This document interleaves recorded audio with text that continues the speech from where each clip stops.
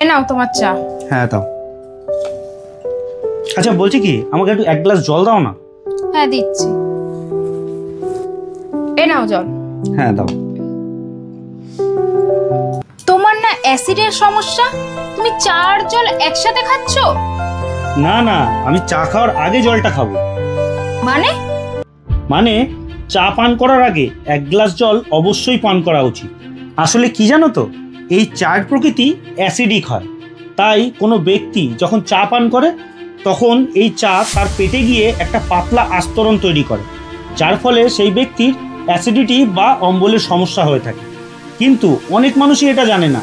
যদি চা পান করার আগে এক গ্লাস জল পান করে নেওয়া যায়, তাহলে এই চা পেটে গিয়ে কোনো রকম আস্তরণ তৈরি করতে পারে না, যার ফলে পেটের পরিস্থিতির সামঞ্জস্য বজায় থাকে। ফলে সেই চা শরীরে ক্ষতি করার বদলে শরীরে উপকার করা আরম্ভ করে। কারণ চায়ে পলিফিনল নামক একটা অ্যান্টিঅক্সিডেন্ট থাকে, যা আমাদের শরীরের জন্য খুবই উপকারী, রীতিমতো একটা বরদান। আর এই কথাটা অনেক কম পরিমাণ লোকেই জানে। তাই যারা চা পান করার আগে জল পান করে তাদের শরীরে কোনো রকম অম্বল বা অ্যাসিডিটির সমস্যা দেখা দেয় না, এবং সেই চাটা তার শরীরে গিয়ে অনেক রকম উপকারে কাজে লাগে। বুঝতে পারলে?